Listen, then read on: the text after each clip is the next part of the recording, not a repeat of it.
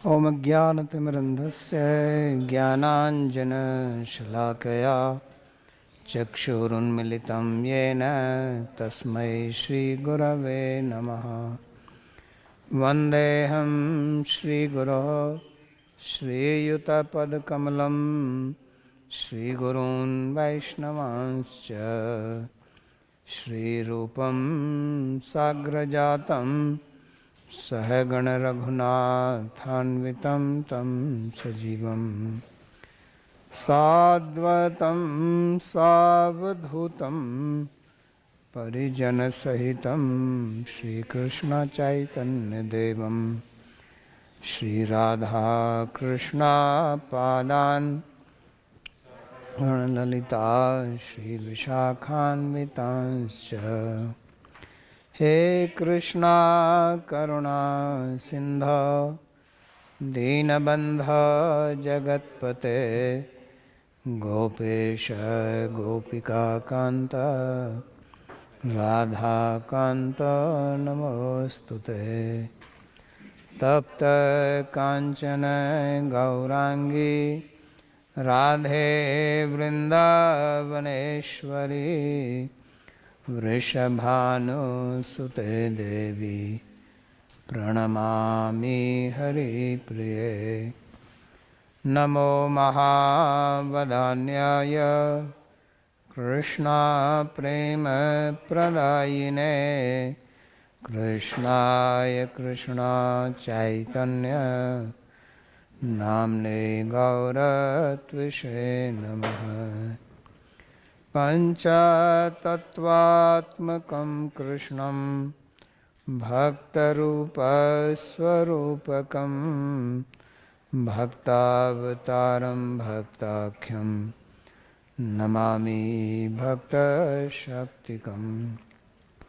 श्रीकृष्ण चैतन्य प्रभु नित्यानंदा श्री अद्वैता गदाधर श्रीवासदि गौरभक्तवृंदा। हरे कृष्णा कृष्णा कृष्णा हरे हरे हरे राम राम राम हरे हरे। जन्माद्यस्य यतोऽन्वयादितरतश्चार्थेषु विज्ञेश्वराट् तेने ब्रह्महृदाय आदिकवये मुह्यन्ति यत्सूरयः। तेजो वारिमृदां यथा विनिमयो यत्र त्रिसर्गो मृषा धाम्ना स्वेन सदा निरस्तकुहकं सत्यं परं धीमहि। नारायणं नमस्कृत्य नरं चैव नरोत्तमं देवीं सरस्वतीं व्यासं ततो जयमुदीरयेत्।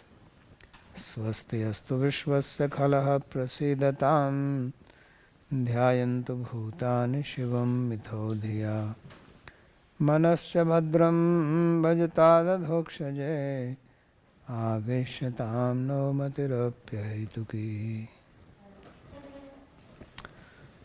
आप सभी का स्वागत है आज के गीता के इस प्रवचन में। और हम अध्ययन कर रहे हैं छठे अध्याय का 20वां श्लोक। यहाँ ध्यान का प्रकरण चल रहा है। भगवान बता रहे हैं कि किस प्रकार से ध्यान के द्वारा मन को नियंत्रित करना चाहिए। पिछले श्लोक में उन्होंने बताया था कि जब व्यक्ति का मन एकत्रित हो जाता है तो उसी प्रकार से है जैसे एक दिए की लौ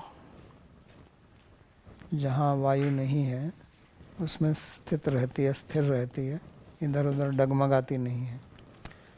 उसी प्रकार से हमारा मन एकाग्र हो जाता है।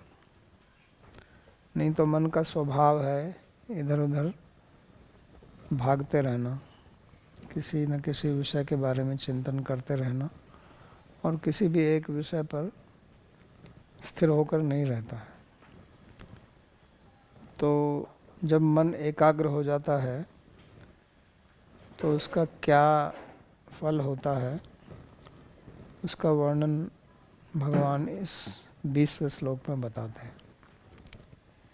यत्र उपरमते चित्तम निरुद्धं योग सेवया यत्र चैवात्मना आत्मानं पश्यन् आत्मनि तुष्यति। उस ध्यानात्मक आवेश की अवस्था में ध्यान के अभ्यास द्वारा अनुशासित मन पूर्णतः शांत हो जाता है।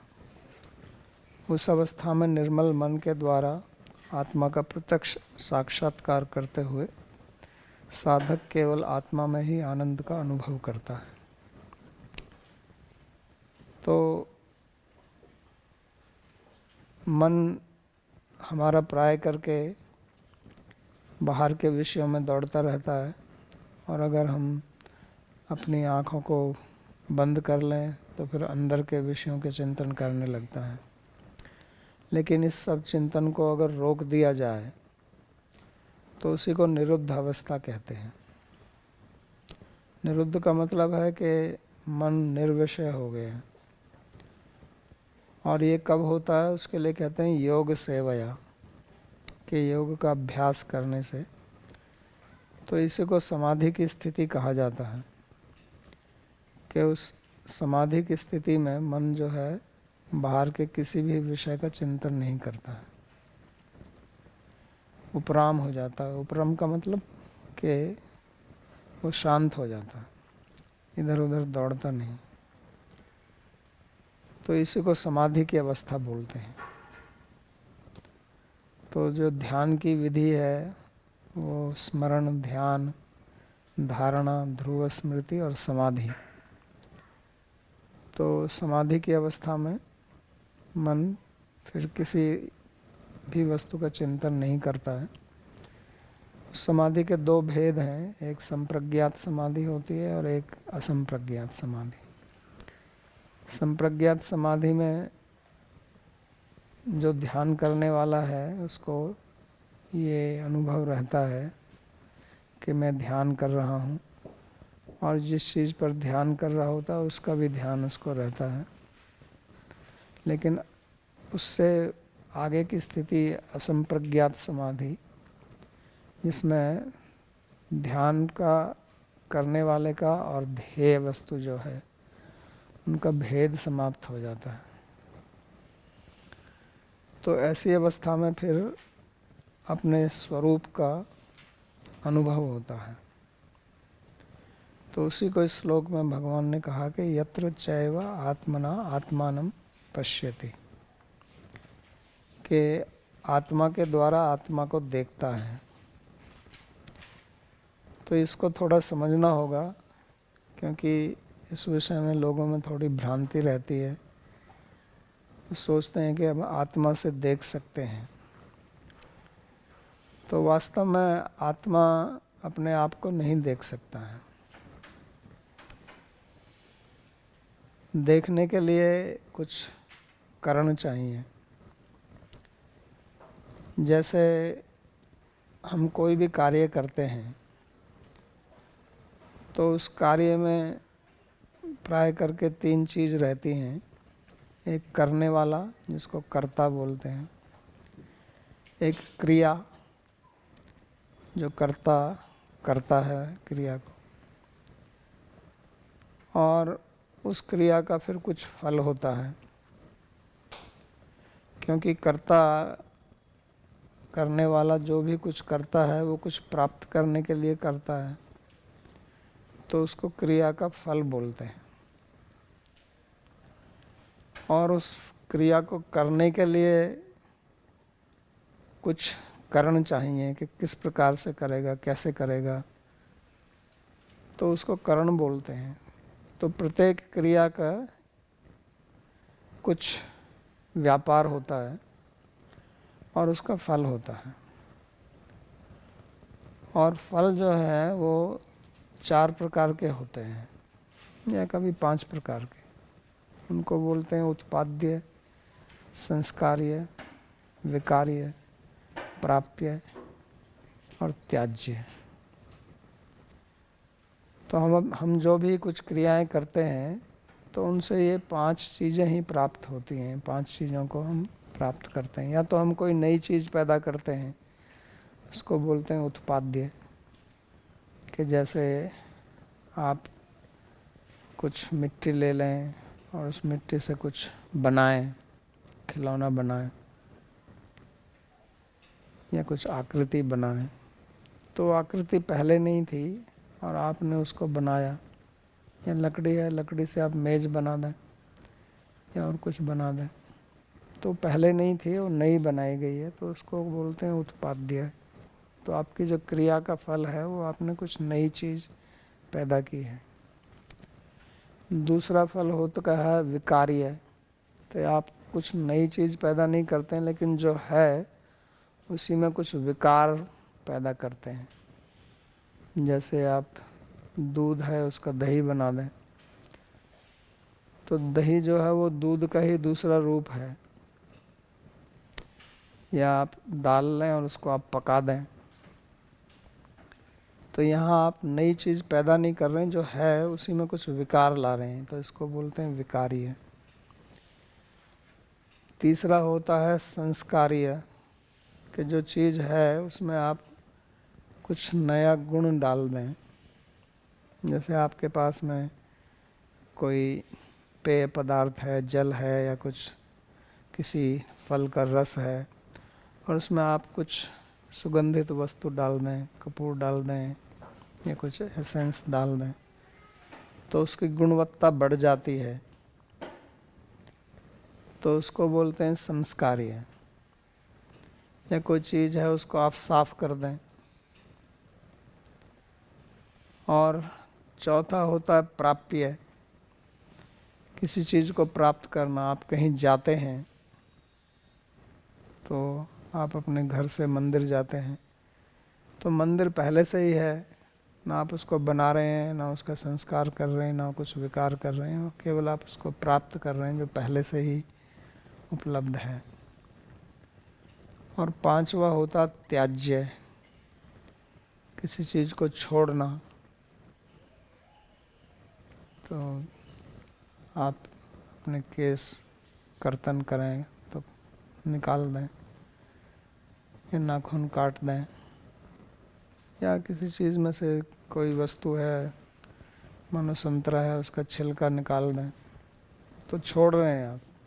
ना आप कुछ नया पैदा कर रहे हैं, ना कुछ संस्कार कर रहे हैं, ना विकार, ना, केवल छोड़ के, या एक स्थान को छोड़ के कहीं चले जाएं। तो हमारी जितनी भी क्रियाएं होती हैं उनके भी यही 5 फल होते हैं, इसके अलावा और कोई फल नहीं होता। तो यहाँ जो आत्मा को आत्मा से देखता है वो, तो यहाँ देखने वाला भी आत्मा है और जिसको देख रहा है वो भी आत्मा है। लेकिन प्राय करके जो हम अपनी क्रियाएं करते हैं, जो मैंने समझाया कि इनके 5 फल होते हैं, तो वो जो फल होता है वो कर्ता से भिन्न होता है। आप किसी चीज़ को खाते हैं, पीते हैं, कहीं जाते हैं, देखते हैं, कुछ करते हैं, संस्कार करते हैं, तो आपसे अलग होता है। तो कर्ता और कर्म में भेद रहता है। जिसको आप प्राप्त करते हैं, जिसका संस्कार करते हैं, जिसको बनाते हैं, उसको कर्म बोलते हैं।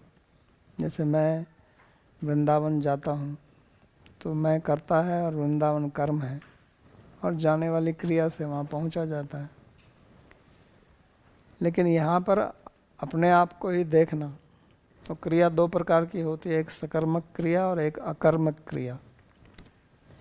सकर्मक क्रिया वो होती है जब कर्म जो है वो कर्ता से भिन्न होता है, कर्म का फल जो है वो कर्ता से बाहर रहता है।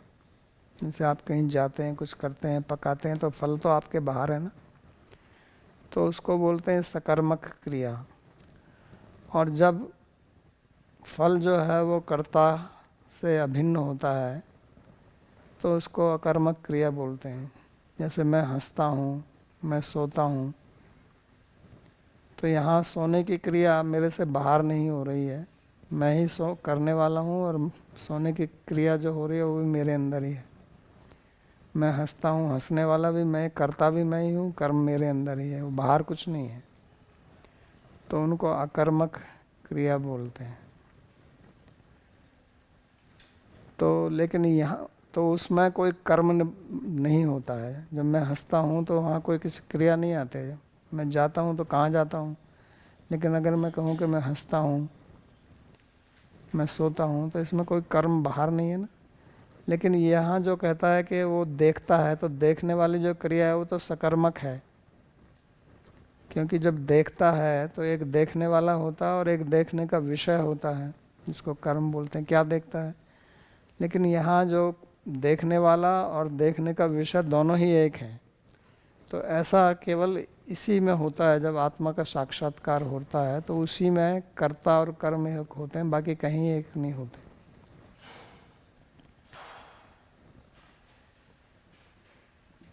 लेकिन यहाँ प्रश्न जो समझने, जो चीज़ जो समझने वाली है वो बहुत महत्वपूर्ण ये है। वो कहते हैं कि किससे देखता है। क्योंकि जब भी हम कोई क्रिया करते हैं तो उसमें कुछ कारण होता है। जैसे आप लिखते हैं तो पेन से लिखते हैं, हाथ से लिखते हैं, कहीं जाते हैं तो पैर से जाते हैं, गाड़ी से जाते हैं, साइकिल से, मोटर से, किसी से जाते हैं, वो कारण है। तो इसी प्रकार जब देखता है तो देखने के लिए भी तो कुछ कारण, इंद्रियां चाहिए ना। बगैर इंद्रिय के कैसे देखेगा। हम देखते हैं तो आँख से देखते हैं, और आँख नहीं होंगे तो कैसे देखेंगे। तो आत्मा को कैसे देखता है? आत्मा तो आँख से देखी नहीं जा सकती है। आत्मा तो अतीन्द्रिय है। अतीन्द्रिय का मतलब है जो इंद्रियों से परे है, जो ये हमारी बाह्य इंद्रियों का विषय नहीं बनती है, उसको अतीन्द्रिय बोलते हैं। तो आत्मा तो ऐसी चीज़ है नहीं कि जिसको हम आँख से देख सकें, या नाक से सूंघ सकें, या हाथ से स्पर्श कर सकें।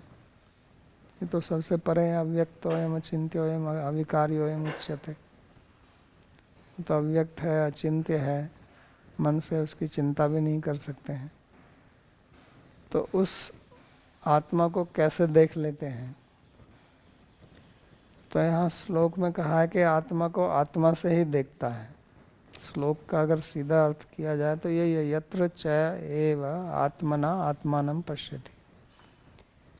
तो आत्मना जो है वो करण है, आत्मानम जो है वो कर्म है, और देखता है वो देखने वाला भी आत्मा है। तो यहाँ क्या ये बड़ा रोचक वाक्य है कि आत्मा आत्मा को आत्मा से देखता है। तो देखने वाला भी आत्मा, जिसको देखता है वो भी आत्मा, जिससे वो देखता है वो भी आत्मा। तो कर्ता भी आत्मा, कर्म भी आत्मा, करण भी आत्मा। तो ये कैसे है? तो ये वास्तव में संभव नहीं है। क्योंकि आत्मा को आत्मा से कैसे देखेगा? आत्मा तो कोई देखने का कारण नहीं है।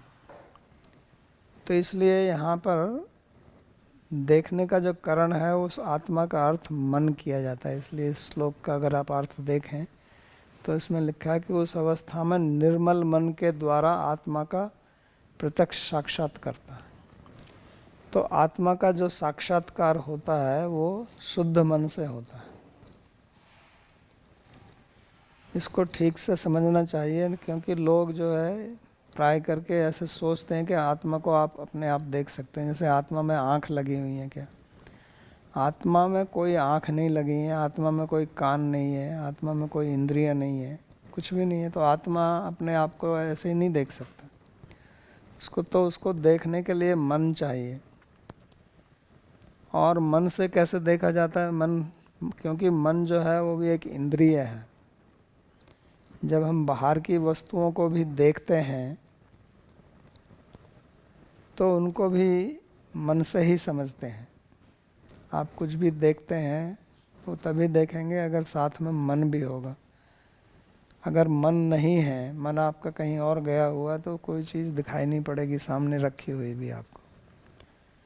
आपके कान में आवाज़ जाएगी, आपको सुनाई नहीं पड़ेगी अगर आपका मन कहीं और चला गया है तो इसलिए मन का होना ज़रूरी है।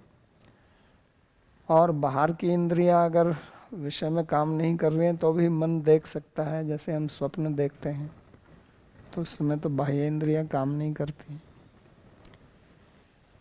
तो ये देखने की विधि क्या है तो हमारे योग दर्शन के अनुसार या वेदांत में भी वो ये कहते हैं कि हमारा मन जो है एक प्रकार से उसकी वृत्ति बनती है। जब कोई विषय को वो देखता है तो मन के अंदर एक आकार बनता है उस विषय का। जैसे आधुनिक विज्ञान भी यही कहता है कि जब हम किसी चीज़ को देखते हैं तो उसका एक प्रतिबिंब अंदर बनता है और उसका फिर हमारे दिमाग में कुछ प्रतिक्रिया होती है और उसको फिर हम विषय को देखते हैं कि ये मैंने देखा। तो ऐसे ही योग दर्शन में भी यही बताया जाता है कि हमारा जो चित्त है, जिसके लिए यहाँ कहा कि चित्त की एक वृत्ति बनती है, उसमें एक आकार, एक प्रतिबिंब बनता है बाहर के विषय का और उस चित्त में फिर आत्मा की एक छाया पड़ती है और तभी उसको अनुभव होता है। तो जब तक हमारे चित्त में कुछ ना कुछ आकार बनता रहेगा बाहर का, तो फिर उसमें आत्मा का आकार नहीं बनेगा, आत्मा आकारित नहीं होगी। तो इसलिए बाहर का सब कुछ रोकना पड़ेगा पहले। जैसे उदाहरण के लिए कि अगर आप अंधेरे में चल रहे हैं और आपके हाथ में एक टॉर्च लाइट है तो आप उसको सामने टॉर्च को लगाएंगे तो सामने का विषय आपको दिखाई देगा, लेकिन अपने आप को नहीं देख सकेंगे। आपको अपने आप को देखना पड़ेगा तो टॉर्च को घुमा के अपनी तरफ करना पड़ेगा। तो उसी प्रकार हमारे चित्त की वृत्तियां जब बाहर विषयों में चलती रहती हैं तो फिर हमको अपना अनुभव नहीं होता है। अगर हमको अपना अनुभव करना है तो उन चित्त वृत्तियों को बाहर से बिल्कुल रोकना पड़ेगा। और जब बाहर की कोई भी वृत्ति नहीं बनेगी तो हमारे चित्त में जो है, जो आत्मा है उसकी छाया पड़ेगी, प्रतिबिंब, उसको चित्ती छाया बोलते हैं। तो वो ही ये आत्मा का देखना है आत्मा से, यानी कि शुद्ध मन। तो शुद्ध मन का मतलब क्या है? शुद्ध मन का अर्थ है कि उसमें बाहर का कोई भी विषय नहीं आ रहा है, वही शुद्धता है उसकी। और वो तभी संभव है जब वो सत्व की स्थिति में हो, क्योंकि अगर उसमें रजस का प्राबल्य रहेगा तो डगमगाता रहेगा। वही जो उदाहरण दिया था पहले कि जो दीपक की लौ है, अगर वो निर्वात स्थान में है जहाँ वायु चल नहीं रही है तो वो सीधी चलेगी, और अगर थोड़ी भी वायु वहाँ पर चलती है तो लौ हिलेगी दीपक की। तो वायु को आप समझिए जैसे रजोगुण है, तो थोड़ा रजोगुण अगर रहेगा तो वो उसको विचलित कर देगा लौ को। और सत्व का मतलब निर्वात स्थान में जहाँ वायु चल नहीं रही है, या बिल्कुल वैक्यूम की स्थिति में आग, उसमें तो वैक्यूम की स्थिति में खैर वो लौ जलेगा ही नहीं, उसको ऑक्सीजन चाहिए जलने के लिए। तो इसी प्रकार हमारा मन जो है वो जब सत्व की स्थिति में चला जाता है अभ्यास के द्वारा, योग सेवया, तो फिर आत्मा का साक्षात्कार मन के द्वारा ही होता है। जिस मन के द्वारा हम बाहर के विषयों का अनुभव कर रहे हैं, उसी मन के द्वारा आत्मा का साक्षात्कार होता है। और जो भक्त लोग परमात्मा का दर्शन करते हैं वो भी उसी मन के द्वारा करते हैं। वो बाहर इंद्रियों में भी प्रकट हो सकते हैं, लेकिन जो ध्यान में दर्शन होता है वो मन से के माध्यम से ही होता है। तो उसी का वर्णन यहाँ पर किया गया है। अब कोई कह सकता है कि हम जब रात को सोते हैं तो एक अवस्था आती है जब स्वप्न भी नहीं होते हैं, सुषुप्ति की अवस्था जिसको बोलते हैं, जिसको डेल्टा वेव्स बोलते हैं आजकल की न्यूरोसाइंस में।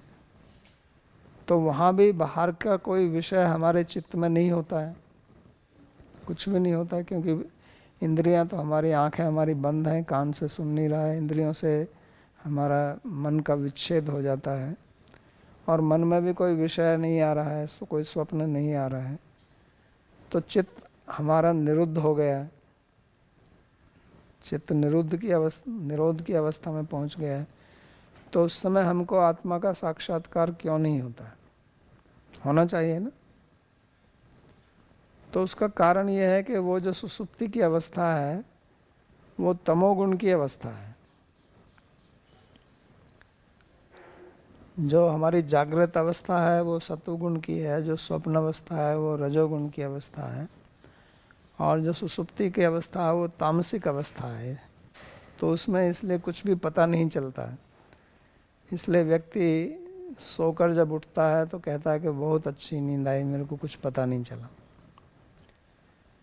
तो क्योंकि वो तमोगुण इतना बढ़ जाता है सुसुप्ति की अवस्था में, तामसिक वृत्ति इतनी ज़्यादा हो जाती है कि बाहर का विषय का भी पता नहीं चलता, अंदर का विषय का भी पता नहीं चलता।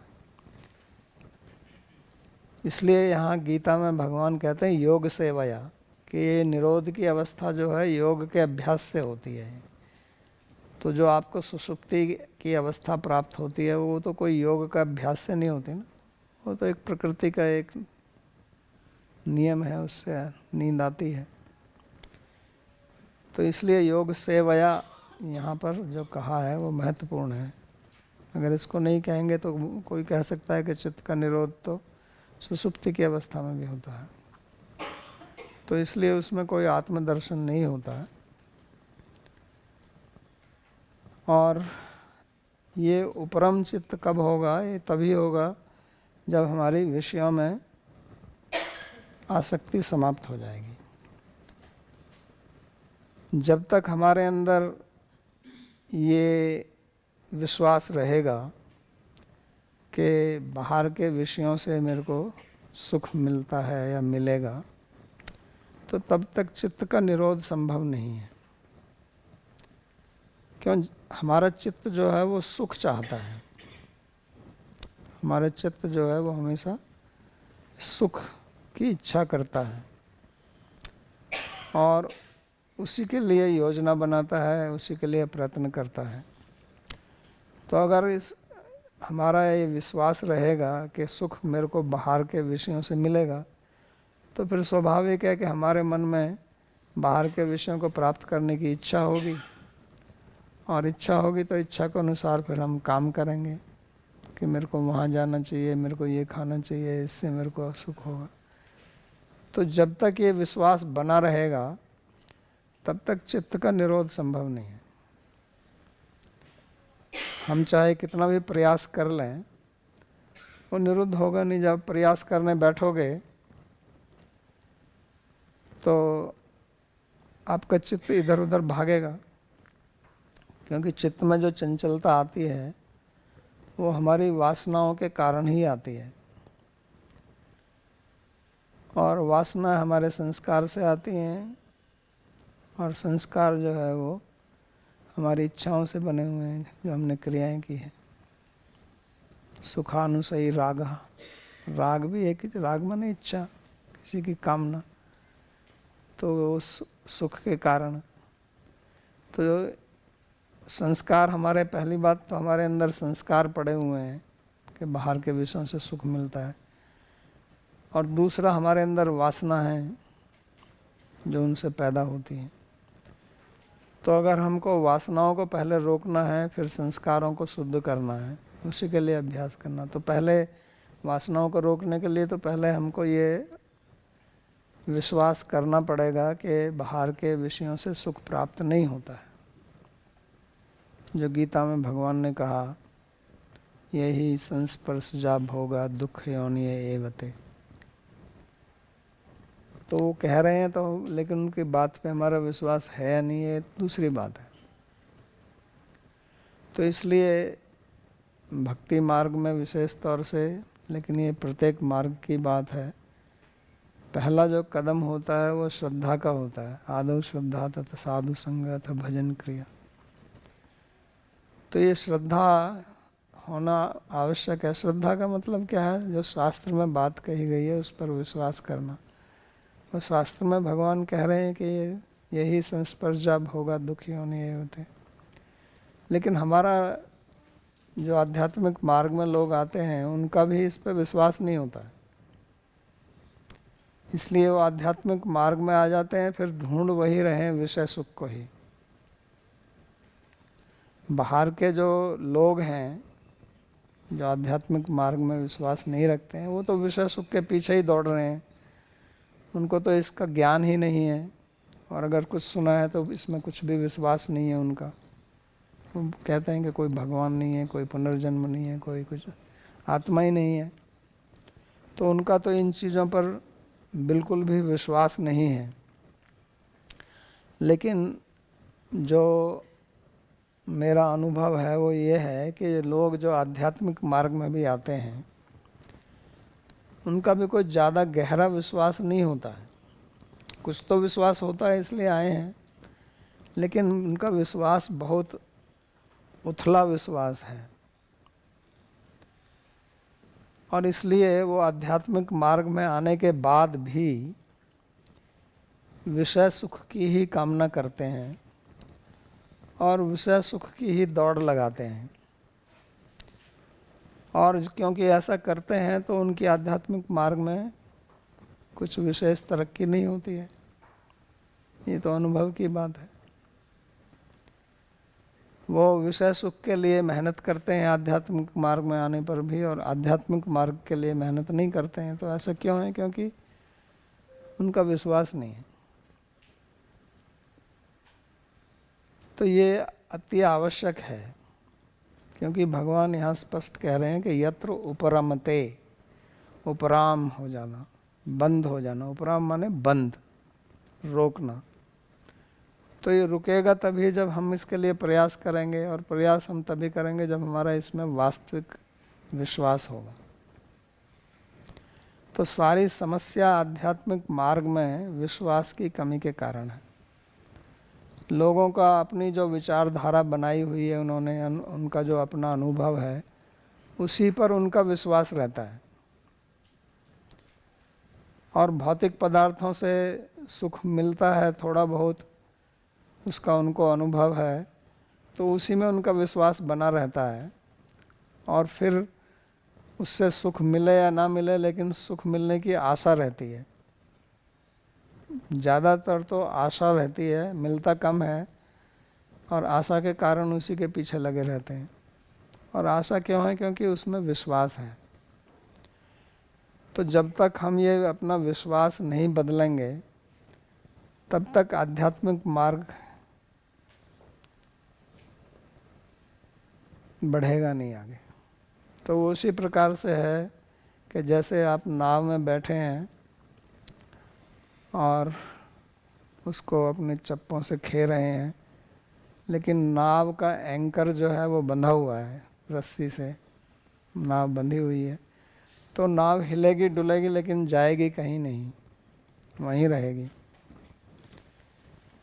तो इसी प्रकार जब तक हमारी विषय सुख की वासना बनी रहेगी, हमारा उसमें विश्वास बना रहेगा, इसका मतलब हमने अपने को वहीं बांधा हुआ है।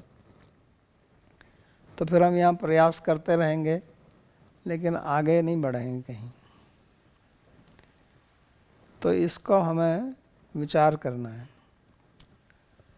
और विश्वास के लिए शास्त्र का अध्ययन अत्यावश्यक है, क्योंकि विश्वास का मतलब ही है शास्त्र के अर्थ में विश्वास करना, शास्त्र के अर्थ को समझना कि ये ठीक है, जो शास्त्र कहता है वो ठीक है, यही विश्वास है।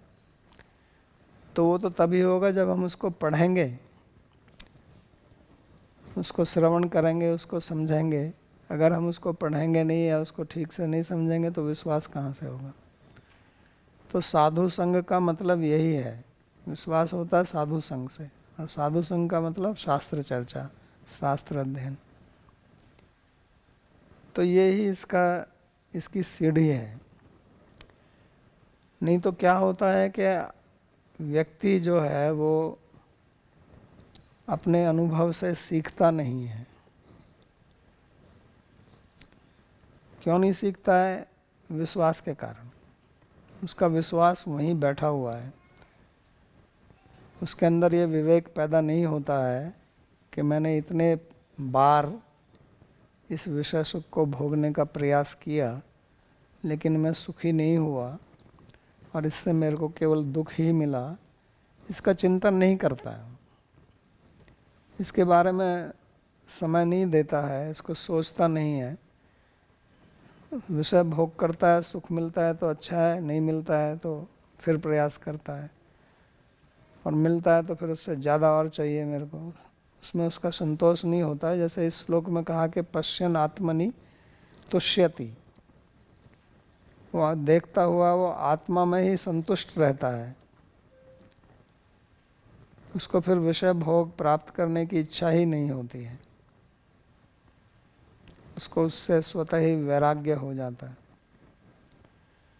लेकिन भौतिक जगत में लोगों को वैराग्य नहीं होता है, जबकि उनको संतोष नहीं होता है, फिर भी वैराग्य नहीं होता है। यहाँ तो वैराग्य इसलिए होता है कि उससे उनको संतुष्टि प्राप्त होती है, वो संतुष्ट रहते हैं। क्योंकि जो अंदर का जो सुख मिलता है, बाह्य स्पर्शेष्वशक्त आत्मा विन्दति आत्मनि यत् सुखम स ब्रह्म योग युक्त आत्मा सुखम अक्षयम अश्नुते, वो अक्षय सुख को प्राप्त करता है। लेकिन जो बाह्य विषयों से सुख को प्राप्त कर रहे हैं उनको बार बार दुख की प्राप्ति होती है, लेकिन फिर भी उसको छोड़ते नहीं हैं।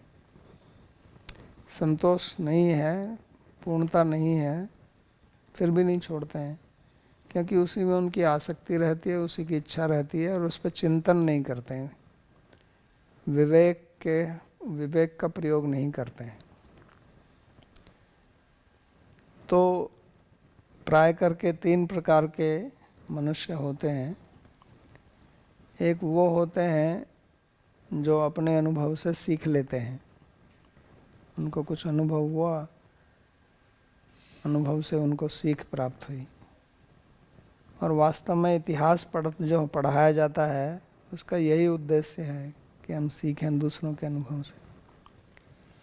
और दूसरे प्रकार के लोग ये ऐसे हैं कि वो अपने अनुभव से भी नहीं सीखते हैं, और प्राय करके ऐसे लोगों की संख्या ज़्यादा है। और बहुत कुछ गिने गिने लोग ऐसे होते हैं जो दूसरों के अनुभव से सीखते हैं।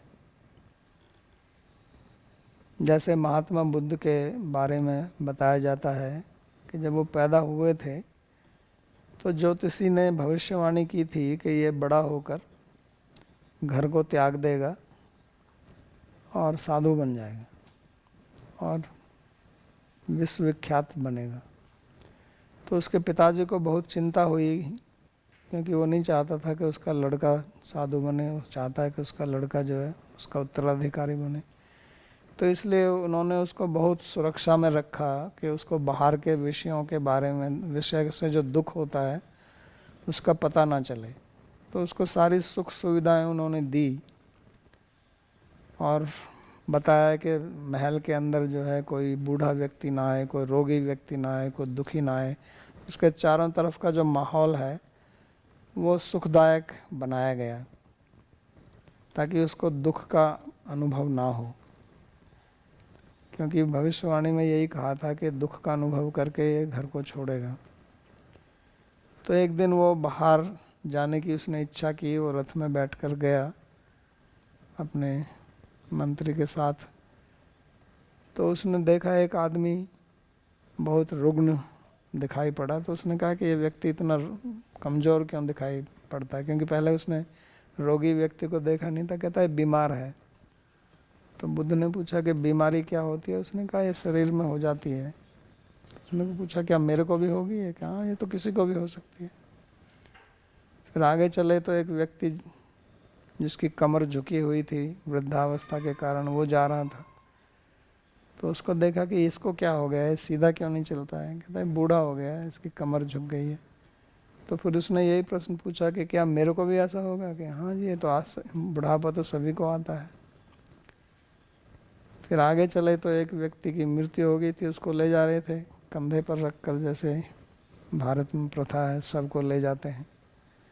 उसने पूछा कि ये क्या है? तो उसने कहा ये मर गया है। उसने कहा ये क्या होता है?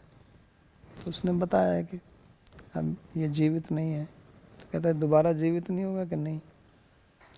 तो कहता मेरा भी ऐसे ही होगा। तो उसने कहा हाँ, ये तो मृत्यु सभी को आती है। तो उसने कहा ठीक है, वापस चलो। तो उसने इन सब चीज़ों से ज्ञान लिया और फिर घर छोड़ दिया इसी खोज में कि इसका समाधान क्या है। इसलिए उसका नियम है ना, सर्वम दुखम दुखम, कि सब दुख है, दुख का कारण है, लेकिन दुख का समाधान भी है, दुख को त्याग किया जा सकता है। और उसकी विधि फिर उन्होंने बताई, ध्यान करना। तो ये लोग हैं जो दूसरों के अनुभव से सीखते हैं। और जैसे मैंने कहा कि हमको जो इतिहास पढ़ाया जाता है, हमारे यहाँ जो पुराण, महाभारत, रामायण ये सब लिखी गई व्यास जी ने, वाल्मीकि जी ने, वो इसीलिए लिखी कि हम दूसरों के अनुभव से शिक्षा लें। लेकिन हमारी स्थिति ये है कि दूसरों के अनुभव से सीखना तो बहुत दूर की बात है, हम अपने अनुभव से ही नहीं सीखते, और उसी के कारण हम कष्ट उठाते रहते हैं। तो यहाँ भगवान जो शिक्षा दे रहे हैं वो इसलिए दे रहे हैं कि हम कुछ सीखें अपने जीवन के अनुभवों से, कि हमारे ऊपर जो दुख आते हैं वो क्यों आते हैं, उसका क्या कारण है और क्या निवारण है। तो उसका समाधान भगवान स्वयं ही बता रहे हैं कि दुख क्यों आते हैं। जैसे पहले ही उन्होंने कहा यही संस्पर्श जब होगा, पिछले अध्याय में यही बताया था। तो उन्होंने बताया कि सुख प्राप्ति करना सभी का स्वभाव है, लेकिन सुख दो प्रकार से आता है, एक बाह्य विषयों से आता है, एक अंदर से आता है। बाह्य विषयों से जो सुख आता है वो दुख का कारण बनता है हमेशा, और अंदर से जो आता है वो दुख का कारण नहीं बनता है, वो सुख ही रहता है। तो ये सीधा ज्ञान हमको दे रहे हैं, लेकिन इस पर हमारा विश्वास नहीं होता। असली समस्या यहाँ पर है। तो इसी को फिर आगे वो कहते हैं कि ये जो आत्मा का जब अनुभव हो जाएगा तो उसका फिर फल क्या मिलेगा। तो उसकी फल की बात अगले श्लोक में बताते हैं। वो कहते हैं कि सुखम आत्यांतिकम यत्तद बुद्धि ग्राह्य मतीन्द्रियम वेत्ति यत्र न चैवायम स्थितश्चलति तत्वतः। उस अवस्था में योगी उस शाश्वत सुख का अनुभव करता है जो बाह्य इंद्रियों की पहुँच से परे है और केवल आत्मा के स्वरूप से युक्त बुद्धि के द्वारा ही ग्राह्य है। उस अवस्था में स्थित होकर वह परम सत्य से किंचित भी विचलित नहीं होता। तो ये अनुभव जब हो जाता है तो फिर उसका मन जो है फिर विषयों से विचलित नहीं होता है। जो दूसरे अध्याय में भी भगवान ने कहा था, परम दृष्ट्वा निवर्तते।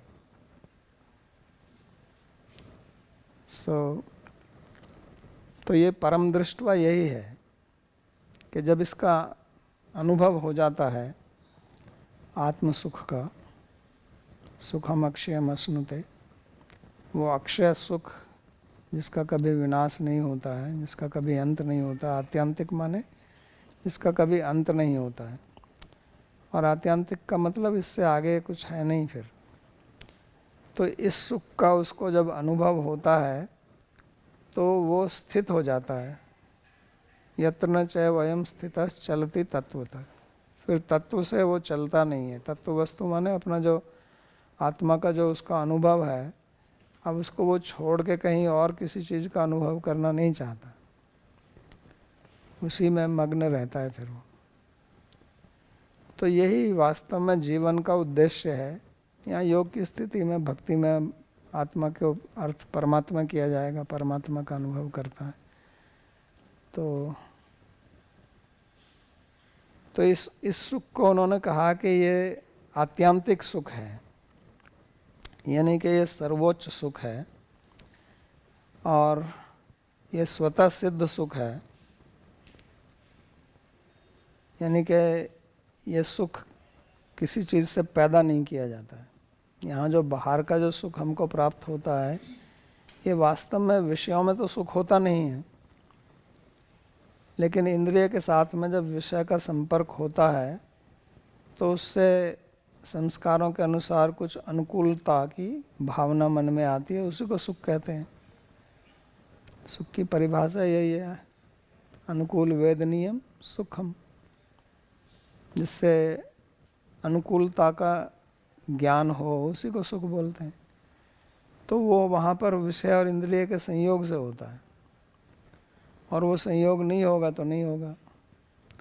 और यहाँ जो होता है ये अंदर से ही होता है, तो इसको तो कोई हटा नहीं सकता है। आपकी आत्मा तो कहीं जाएगी नहीं आपकी आत्मा जाएगी तो आप ही नहीं रहेंगे, लेकिन बाहर का विषय तो चला जाता है ना। चला नहीं जाता है तो बदल जाता है, उसका स्वरूप हो जाता है, विकार पैदा हो जाता है। और ये सुख जो है इसको कहा कि बुद्धिग्राह्यम, तो ये बुद्धि से प्राप्त होता है। तो वही जो कहा था आत्मना आत्मानं पश्यति, तो जैसे वहाँ आत्मा का मतलब शुद्ध मन किया था, ऐसे यहाँ बुद्धि का मतलब वही है। तो बुद्धिग्राह्यम का मतलब ये है कि बुद्धि तो आपके पास में हमेशा है और आत्मा भी आपके नित्य है। तो ये ना तो किसी समय पर निर्भर करता है, ना किसी स्थान पर निर्भर करता है। जब आप इंद्रिय और विषय के संयोग से सुख प्राप्त करते हैं तो वो किसी समय पर प्राप्त होता है और किसी स्थान पर प्राप्त होता है, क्योंकि जो विषय है वो तो सीमित है, तो किसी स्थान विशेष में ही होगा वो। लेकिन बुद्धि तो किसी स्थान विशेष में नहीं है, तो आपके ही पास है। तो इसलिए इसमें कोई भी समय या स्थान या परिस्थिति की कोई बाधा नहीं है, तो आपको ये हमेशा ही प्राप्त होगा। और ये अतीन्द्रिय है, बुद्धिग्राह्यम अतीन्द्रियम, ये इंद्रियातीत सुख है। इसलिए हमारी जो इंद्रियां हैं उनकी भी सुख प्राप्त करने की एक सीमा है। इसलिए बहुत ज़्यादा सुख मिल जाए किसी को तो उसका भी दिल का दौरा पड़ जाता है। कुछ लोग ज़्यादा सुख का समाचार मिले तो उससे भी मर जाते हैं। तो हमारी इंद्रियां सीमित हैं और वो थक जाती हैं। इंद्रिय के साथ में अब विषय का जब संयोग करेंगे तो कुछ समय बाद आपकी इंद्रियां थक जाती हैं, फिर आपको आराम करना पड़ेगा। लेकिन ये अतीन्द्रिय है, तो इसलिए इसमें कोई बाधा नहीं है और फिर वो किसी भी तत्व से विचलित नहीं होता है। जो सुषुप्ति में सुख प्राप्त होता है, जो जिसके बारे में हमने पहले बात किया था, वो बुद्धिग्राह्य नहीं होता है। तो बुद्धिग्राह्य कहने का मतलब क्या है कि बुद्धि से हमारे अंदर जागरूकता आती है, जिसको अवेयरनेस बोलते हैं। तो हमारी जागरूकता, हमारी अवेयरनेस वो हमारी बुद्धि का गुण है। तो सुसुप्ति में जब हम को किसी भी विषय का ज्ञान नहीं रहता है और सुख की अनुभूति होती है, लेकिन उसको अनुभव करने वाली बुद्धि नहीं होती वहाँ पर।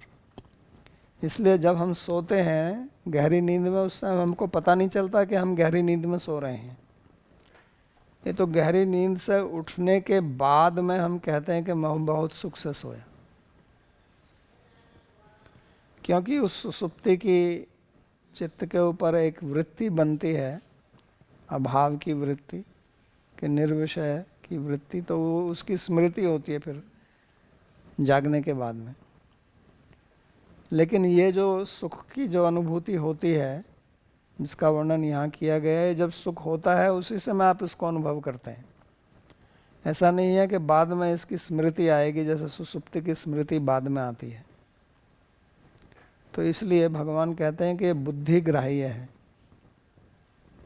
यानी कि जिस समय आप इसका अनुभव करते हैं उस समय आपकी बुद्धि जागृत अवस्था में रहती है, क्योंकि ये सत्वगुण से आती है ना कि तमोगुण से। और फिर आप जो है उससे चलते नहीं हैं, आप अपने स्वरूप में स्थित रहते हैं।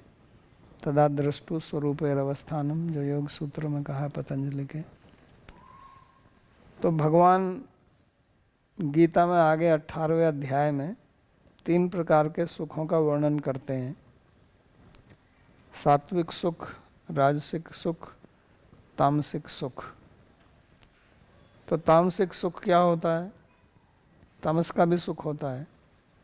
यदग्रे चानुबंधे च सुखम मोहनम आत्मन। जब हमारा मन जो है वो एक मोह की स्थिति में चला जाता है, उसको कुछ पता ही नहीं चलता है क्या हो रहा है क्या नहीं हो रहा है, उसका भी एक अनुभूति होती है। तो इसलिए लोग जो कुछ मादक द्रव्यों का सेवन करते हैं वो मोह की अवस्था में चले जाते हैं। तो वो भी एक सुख है। निद्रा, आलस्य, आदमी आलस्य सुस्ती में पड़ा हुआ है तमस के कारण, प्रमाद, तो इसको तामसिक सुख बोलते हैं। और जो विषय के संपर्क से आता है, विषयेंद्रिय संयोगाद्य तग्रे अमृतोपम परिणामे विस्मय विषमिव तद विद्धि राजसम तत्सुखम राजसम स्मृतम। जो विषय और इंद्रियों के संयोग से जो सुख प्राप्त होता है वो राजसिक सुख होता है। वो आरंभ में अमृत की तरह लगता है, अंत का परिणाम उसका दुख होता है, विष की तरह होता है। और सात्विक सुख जो है यत् तदग्रे विषमिव परिणामे अमृतोपमम तत्सुखम सात्विकम प्रोक्तम आत्मबुद्धि प्रसादजम। तो जो अभ्यास के कारण विषय इंद्रियों से हटाकर मन को ध्यान में लगाने से जब आत्मा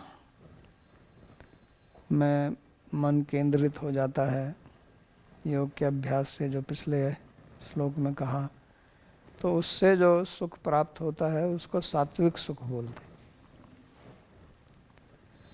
और इससे परे जो सुख होता है वो भक्ति का सुख है, वो आध्यात्मिक सुख होता है। तो वास्तव में आत्मा का जो सुख होता है, आत्म साक्षात्कार का, उसको भी भगवान सात्विक सुख ही कहते हैं। इसको बहुत स्पष्ट रूप से उन्होंने उद्धव को बताया 11वें अध्याय में, जहाँ वो कहते हैं कि सात्विकम सुखम आत्मोत्थम विषयोत्थम तो राजसम और तामसम मोह दैन्योत्थम निर्गुणम मद अपाश्रयम।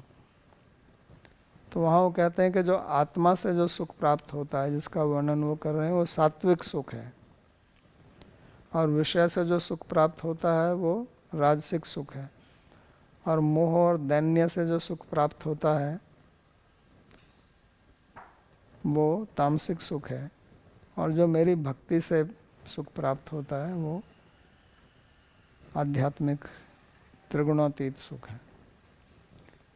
तो इसलिए वो सर्वोच्च सुख है। तो आप समझ सकते हैं कि आत्म साक्षात्कार का जो सुख होता है वो भी कोई बहुत बड़ा सुख नहीं है भक्ति के सुख के तुलना में। तो उसका यहाँ वर्णन भगवान नहीं कर रहे हैं क्योंकि उनका ये विषय नहीं है, पर भागवत में उसके बारे में वो बोलते हैं। तो इस सब का विश्लेषण करके हमको ये समझना है कि हमको जब प्राप्त तो सभी सुख करना चाहते हैं, सबकी इच्छा है कि मैं सुखी रहूं और सबकी इच्छा है कि मैं दुखी ना हूं और सबकी इच्छा है कि मेरे सुख का कभी अंत ना हो, तो जब ये हमारी वास्तव में यही इच्छा है तो फिर हम ऐसे सुख के पीछे क्यों दौड़ते हैं जो क्षणिक है और जिसका परिणाम दुख में आता है। और अगर हम उसके पीछे दौड़ रहे हैं ये सब कुछ सुन के भी, तो इसका क्या मतलब हुआ, इसका क्या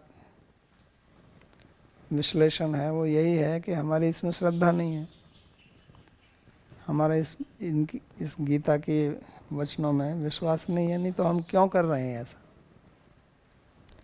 अगर हम करते हैं तो हमें कम से कम इस बात का तो ध्यान रखना चाहिए कि ये सही है और जो मैं कर रहा हूँ वो गलत है।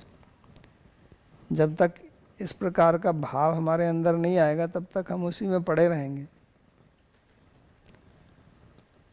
तो उसके लिए दो ही कारण है, जैसा मैंने कहा है कि या तो विश्वास और एक अनुभव। या तो हमको ऐसा अनुभव हो जाए, फिर तो कोई कहना ही नहीं है, जैसे यहाँ का स्थित चलती तत्वता इसको अनुभव हो गया, लेकिन अनुभव तो ऐसे होता नहीं है, उसके लिए अभ्यास करना पड़ते हैं और अभ्यास के लिए हमको श्रद्धा होनी चाहिए। तो इसलिए मूल कारण यहाँ पर श्रद्धा ही है। जब अनुभव हो जाएगा तब तो किसी को कहने की आवश्यकता नहीं है, वो खुद ही कहेगा दूसरों को जिसको अनुभव हो गया कि इसके पीछे क्यों दौड़ रहे हो। लेकिन जब तक अनुभव नहीं होता है तब तक तो हम श्रद्धा लेकर ही चलते हैं। इसलिए उस श्रद्धा को प्राप्त करने का हमें प्रयास करना चाहिए। अगर हमारे अंदर ये विवेक भी आ गया, हमारा विश्वास भी नहीं है, कम से कम हमारी समझ में ये आ गया है कि ऐसा कुछ है, तो फिर हमें उसमें श्रद्धा बढ़ाने का प्रयास करना चाहिए। उसी से हमारा कल्याण होगा। तो आज का प्रवचन यहीं समाप्त करते हैं। किसी का कोई प्रश्न है तो पूछ सकते हैं।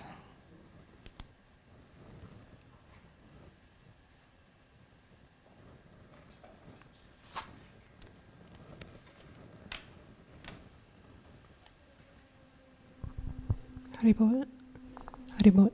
Babaji, how to there seems to be a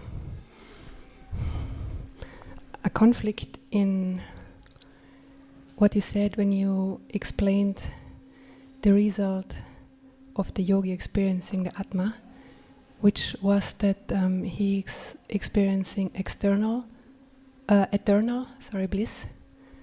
And also it was said that that he does not waver from the absolute truth. And at the same time, I understood that sattva is necessary for this. So as the three gunas wave or change all the time, so how can it be eternal if it's depending on sattva? So because he is not going to now work for material pleasure, because he has senses, he has body. As long as he has body and he has senses, it is true that his wavering will happen, but sattva will remain predominant for him. It's like those who are rajasic people, so they also sometimes may go into sattva. And even sattvic people have to sleep at night, so they also go into tamas. But when they go into tamas, that does not mean that they forget the tattva. They do not think that, no, I'm not, means when they are not in that complete sattva stage, that does not mean that now their mind says, let me go and have some sense pleasure. This does not happen to them. Their tamas will come so that they can sleep, or this rajas will come that they have to do some activity. Rajas is needed for that. So their rajas and tamas are still guided by sattva only, and therefore they do not waver from that tattva.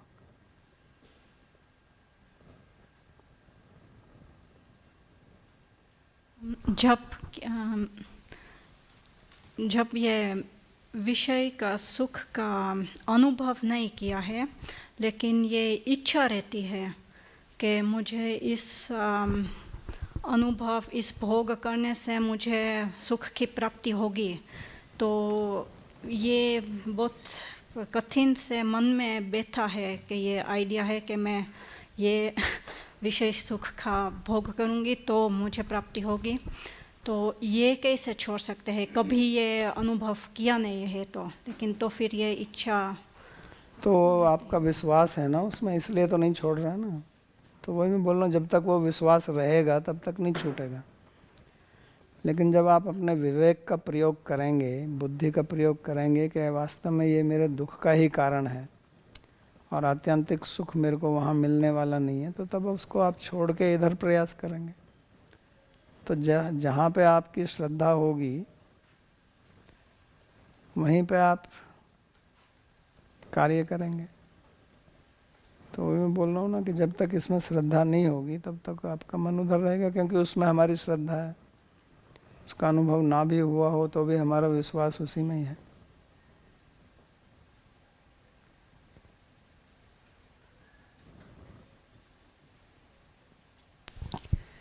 Thank you, Babaji, for sharing all your wisdom.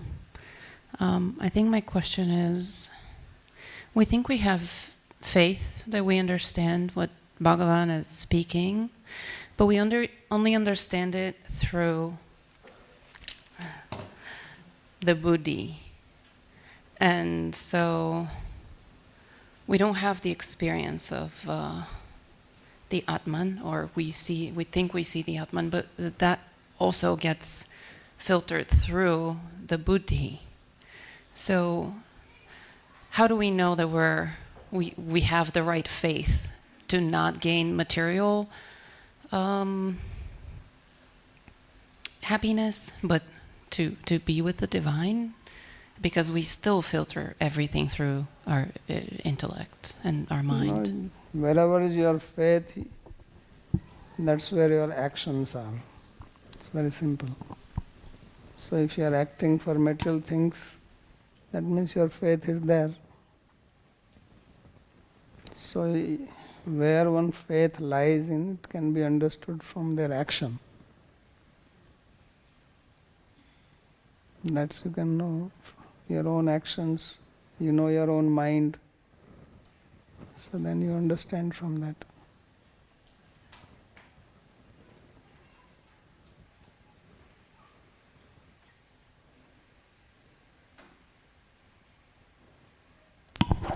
Ji online से प्रश्न है, संस्कार और संस्कार्य में अंतर क्या है? क्या ये दोनों एक ही धातु से उत्पन्न हुए हैं? संस्कार और संस्कारी, संस्कार्य, संस्कार्य, हाँ एक ही धातु से बने। दूसरा क्वेश्चन, क्री धातु और सम उपसर्ग, उसमें सुठ आगम आता है इस अर्थ में। दूसरा प्रश्न है, बाबा जी कृपया आप चित्तवृत्ति निरोध शब्द का व्याख्या करें। चित्तवृत्ति अगर आप समझते हैं वृत्ति क्या है तो उसको रोकना। तो जैसे मैंने कहा कि जब भी हमारी इंद्रियां विषय के संपर्क में आती हैं तो हमारे चित्त में आकार विकार पैदा होता है, यानी कि चित्त जो है उस विषय के अनुसार बदल जाती है और तभी हमको विषय का अनुभव होता है, क्योंकि हम विषय से कोई साक्षात संपर्क में तो आते नहीं हैं। आत्मा चेतन पदार्थ है और आत्मा तो साक्षात विषय के संपर्क में नहीं आती है। तो विषय का ज्ञान कैसे होता है? तो वो इंद्रियों के माध्यम से होता है। तो हमारी इंद्रियां जो है वो विषय के संपर्क में आती हैं और इंद्रिया जो है वो फिर मन के संपर्क में आता है, चित्त के संपर्क में आता है और उस संपर्क के कारण चित्त में एक विकार पैदा होता है। विकार का मतलब ये नहीं कि वो कुछ और बन जाता है, लेकिन उसमें एक छाया पड़ती है, उसकी एक आकृति बदल जाती है विषय के अनुसार और उसी को फिर आत्मा अनुभव करता है, तो उसी को विषय अनुभव करते हैं। वास्तव में हम विषय को सीधा अनुभव कोई करता नहीं है। ये तो आज का आधुनिक विज्ञान भी इस बात को कहता है। जब हम किसी को देखते हैं तो वास्तव में उस व्यक्ति को थोड़े ही देख रहे हैं हम, उस व्यक्ति की एक जो छवि बनती है, जो छाया पड़ती है हमारे अंदर, उसी को हम देखते हैं और उसी को हम कहते हैं कि मैं इसको देख रहा हूँ। जैसे हम स्वप्न देखते हैं तो उस समय हमको पता नहीं चलता ना कि हम स्वप्न देख रहे हैं, तो वहाँ कुछ वस्तु थोड़ी है, लेकिन उसकी एक आकृति बनती है चित्त की संस्कारों के कारण, और उसको देखकर हम कहते हैं कि ये ऐसा है, ये इस तरह से है, जो भी स्वप्न में आप देखते हैं। तो बाहर जो देखते हैं ये जागृत अवस्था में भी एक प्रकार का प्रक्रिया वही है, हम उसकी एक छाया को ही देख रहे हैं। तो ये चित्त की वृत्तियां बनती रहती हैं, क्योंकि हमारी इंद्रियां जो है वो हमेशा विषय के संपर्क में आती रहती हैं। हमारे कान हैं, आवाज़ आती रहती है कहीं से न कुछ। आँख खुली है तो बाहर से कुछ आएगा ही, क्योंकि हमारी इंद्रियों का ये एक स्वभाव है कि वो विषय के संपर्क में आएंगी तो विषय की संवेदना हमको देंगी ही, उसको रोक नहीं सकते हैं। ऐसा नहीं है कि मेरी आँख खुली है और सामने की वस्तु को मैं ना देखूं, या अपनी जीभ में कुछ वस्तु रखूं और उसका स्वाद मैं ना लूं। ये तो होगा ही, जैसे ही विषय का संपर्क होगा इंद्रिय से तो उसका ज्ञान हमको होगा। तो इसलिए वृत्तियां बनती रहती हैं। तो इन वृत्तियों को रोकना वही चित्तवृत्ति निरोध है, उसी को चित्तवृत्ति निरोध बोलते हैं।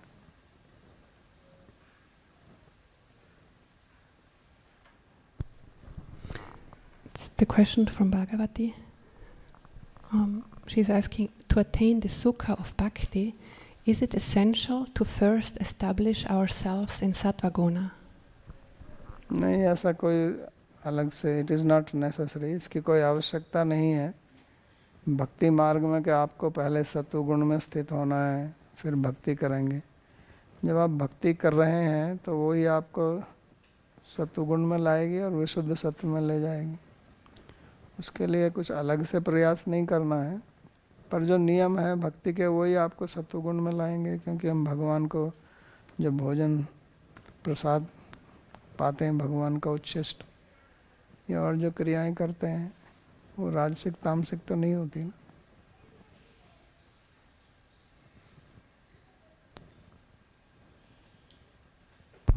अगर प्रश्न पूछना तो आगे आके माइक ले लो। ठीक है, तो संदीप जी कृपया अपना प्रश्न पूछें।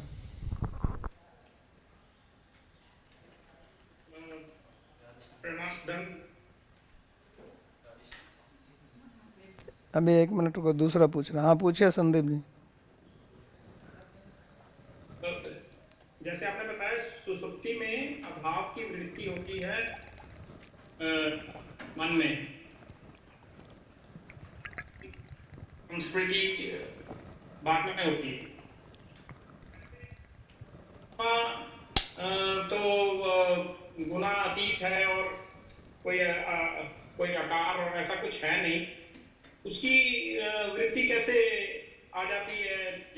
जो ये पहले श्लोक में कहा कि आत्मना मतलब आत्मा से आत्मा को मन के द्वारा उसको देखते हैं, तो मन में कैसे उसकी वृत्ति आ जाती है? दूसरा प्रश्न ये तो मतलब क्योंकि रिलेटेड है इसलिए पूछ रहा हूँ सभी इकट्ठे।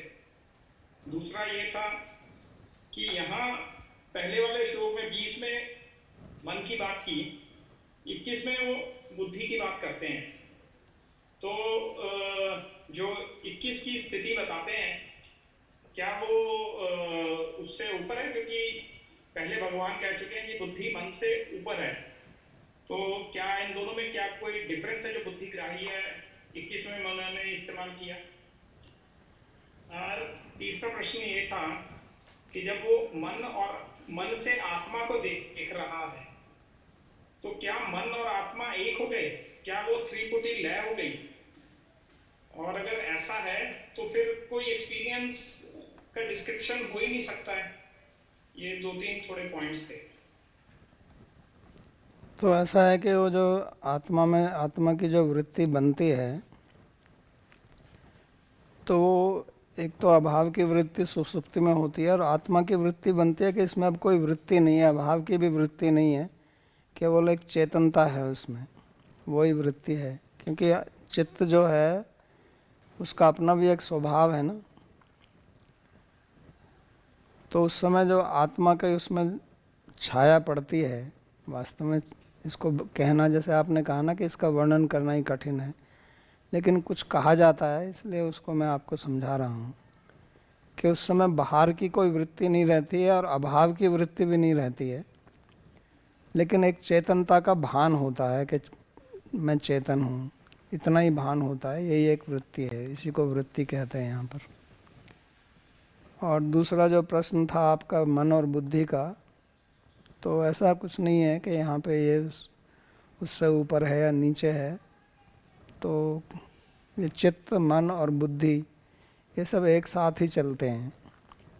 ऐसा नहीं है कि जब मन से देख रहा है तो उस समय बुद्धि कहीं चली गई है, या बुद्धि से, बुद्धि कहने का केवल मतलब यहाँ है कि उसके अंदर जागरूकता रहती है, अवेयरनेस रहती है। जैसे मैंने कहा कि सुसुप्ति में भी निरुद्ध होता है चित्त, लेकिन उस समय अवेयरनेस नहीं होती है क्योंकि बुद्धि लीन हो जाती है तमस में, और इस समय उसकी बुद्धि जागृत रहती है तो उसको अवेयरनेस रहती है। इसलिए समाधि में उसको ध्यान रहता है, पता चलता है कि मैं हूँ, और सुसुप्ति में आपको ये पता नहीं चलता है। तो ये अंतर है।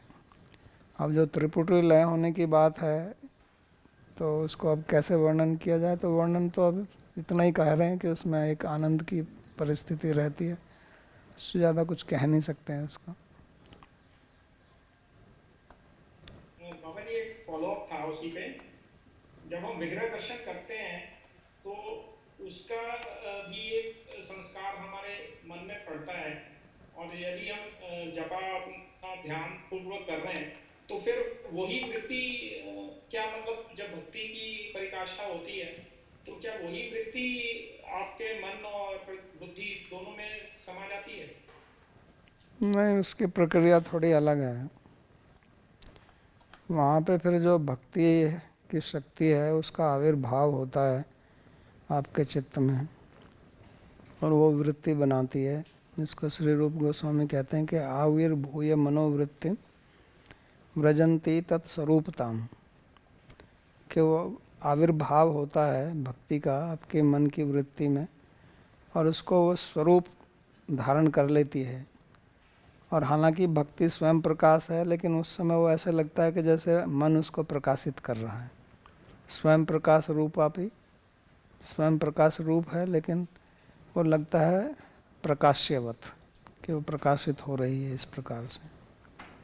तो वो थोड़ी अलग प्रक्रिया है, इसलिए वो सत्वगुण की नहीं वृत्ति बोलते। जैसे इसको कहा ना सात्विकम सुखम आत्मोत्थम, कि सात्विक सुख जो है आत्मा से आता है, तो वो सात्विक सुख नहीं है क्योंकि वो भक्ति का सुख है, वो भगवान की लादनी शक्ति है, तो वो अलग है। इसलिए उन्होंने कहा निर्गुणम मदपाश्रम, के वो निर्गुण है।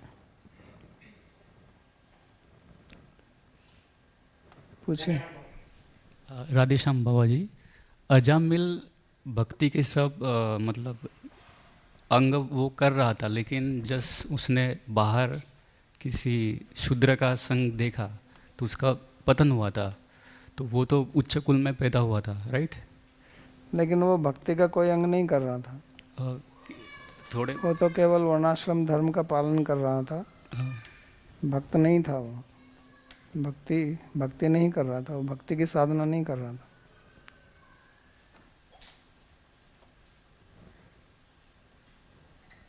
क्या प्रश्न है आपका? और नारद मुनि जैसे उनकी भी इच्छा हुई थी, जैसे कि शादी करने की उनकी मतलब इच्छा हुई थी, इतना बड़े एलिवेटेड सोल होके नैष्ठिक ब्रह्मचारी पालन करने वाले। कहाँ पे लिखा हुआ है? जो विष्णु ने अपना मुख, हाँ, वो तो भगवान की लीला है। हाँ, उनका कुछ बिगड़ा उससे? वो तो लीला तो हुई ना, रामचंद्र जी का लीला का जो भूमिका तो उन्होंने क्लियर की थी, तो उससे नारद जी का कुछ हानि तो नहीं हुई ना? नहीं, हानि नहीं हुई, लेकिन वो संस्कार या फिर तो क्या भगवान की इच्छा से होता। भगवान हाँ, कुछ हाँ, भी किसी से कराना चाहते हैं तो उसको कौन रोकेगा फिर? तो हम तो साधक है ना, इसलिए हम लोग को कैसे मतलब ये इसमें कैसे हम लोग साधना में कैसे हम स्टिक रह सकते हैं? फिर ऐसे साधना में उसमें परेशानी क्या है? नहीं, हम लोग का फॉल डाउन नहीं हो। हम अगर उच्च स्तर पे पहुंच गए हरि नाम करते हुए, उसके बाद में ये जो फॉल डाउन ना हो, इसलिए क्या करना चाहिए फिर? काहे के लिए फॉल डाउन होगा? क्यों फॉल डाउन होगा? कौन ते प्रतिजाना ही न मद भक्ता प्रणश्यति। भगवान कहते हैं मेरे भक्त का कभी पतन नहीं होता। नारद का क्या कोई पतन हुआ था क्या? क्या हुआ उनका पतन? कोई पतन नहीं हुआ। अगर आप भक्त बन जाएंगे तो आपका पतन क्यों होगा? पतन तभी संभव है अगर आप अपराध करें तो। अगर आप अपराध नहीं करते हैं तो पतन का कोई कारण ही नहीं है। भक्ति मार्ग में पतन का केवल एक ही कारण है, वो है अपराध, और वो भी विशेष तौर से वैष्णव अपराध। तो अगर आप वैष्णव अपराध नहीं करते हैं तो पतन की कोई संभावना नहीं है भक्ति मार्ग में।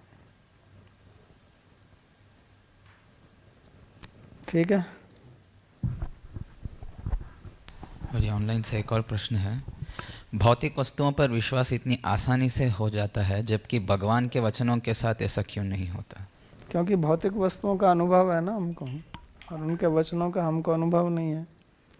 तो हमारा मन जो है वो अनुभव के जो संस्कार पड़े हुए हैं पिछले अनुभव के, वो संस्कार हमको उस तरफ धकेलते हैं। ये सारी प्रक्रिया संस्कारों की है। इसलिए साधना करने जो कहा ना, ये योग सेवया या योग बलेन, तो उसका मतलब अभ्यास करना। अभ्यासेन तो कौन्तेय वैराग्येन च गृह्यते, आगे इसी अध्याय में कहेंगे भगवान। तो अभ्यास किस लिए किया जाता है?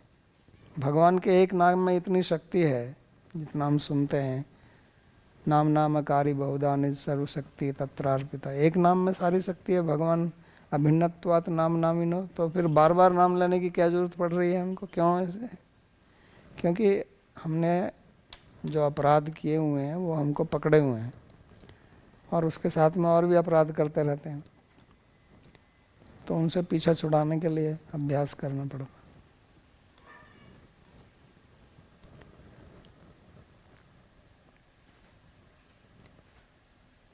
प्रार्थना श्लोक। सर्वोपनिषदो गावो दोग्धा गोपाल नंदनः पार्थो वत्सः सुधीर्भोक्ता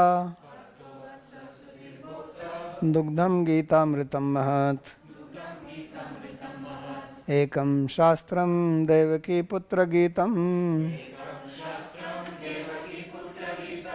एको देवो देवकी पुत्र एव एको मंत्रस्तस्य नामानि यानि कर्माप्येकं तस्य देवस्य सेवा कार्पण्यदोषोपहतः स्वभावः पृच्छामि त्वां धर्मसम्मूढचेताः यच्छ्रेयस्यात् निश्चितं ब्रूहि तन्मे शिष्यस्तेऽहं साधिमां त्वां प्रपन्नम् यत्र योगेश्वरः कृष्णो यत्र पार्थो धनुर्धरः तत्र श्रीर्विजयो भूतिर् ध्रुवा नीतिर्मतिर्मम कृष्णाय वासुदेवाय देवकी नंदनाय च नंदगोपकुमाराय गोविंदाय नमो नमः। नमः पंकजनाभाय नमः पंकजमालिने नमः पंकजनेत्राय नमस्ते पंकजंघ्रये। भवे भवे यथा भक्तिः पादयोस्तव जायते तथा कुरुष्व देवेश नाथस्त्वं नो यतः प्रभो। नाम संकीर्तनं यस्य सर्वपाप प्रणाशनं